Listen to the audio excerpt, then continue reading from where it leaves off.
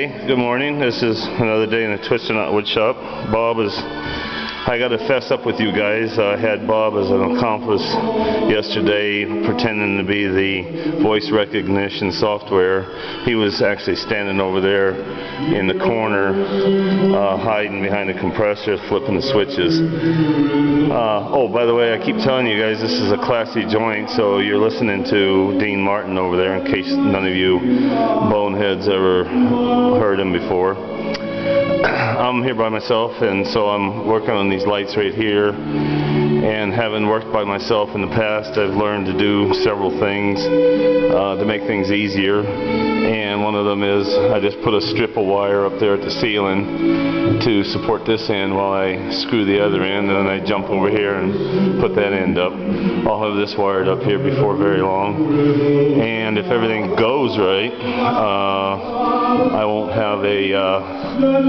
have an issue with this extension cord coming through the door here that's back feeding my panel. I'm up to my max amperage right now with these lights that are on here in the main room. This is what I was telling you yesterday, the tool room over here. This is where the bigger tools will be, the shaper, the big joiner, the big planer over there, and a bunch of other stuff. Oh, the lathes will be sitting one there against that wall, and here will be the sitting scroll saw station. So there's by the time this lighting gets up, and if I turn these two on, or these two banks, along with those in there in the main room, well, I'm going to be pretty much maxed out. Underneath the floor, right there in that corner, is where the main power is coming in. I'll make the connection that goes from there over to the panel, and it'll come up through the floor, in through the bottom. If you'll notice, some of these panels are able to be turned upside down, like this one here.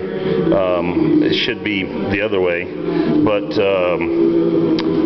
this one is reversible. Some aren't, some are. You just have to be careful. Again, getting back to the labeling that I did here, now that we got brighter lights, all I've done is taken the insulation, or the outer portion of the Romex, and just snipped off little sections, and then just slip them onto the wires, and those are the labels. So they're not taped, they're just actually, slipped on there, and they'll be permanent, and they're just written on there with pen. Another thing you want to do with your panel box, or at least I do, is you want to keep your wires nice and tight and tucked in there, so it doesn't look sloppy. Sometimes you would want to take and leave the wires long and then come back up, so that you can have, in the future, if you ever want to move a breaker, you can possibly do that. But in my case, I know I'm not going to be moving a breaker, so I don't really give a damn. But if I was doing this for a real person, I would make sure that I would come down and then loop it back up to give some extra length in there. As I said, now you can see I got it framed at the top and at the bottom for where the door will eventually be, meaning the cabinet door is going to turn this way, and then it'll be door trim on both sides here for these openings that you see there.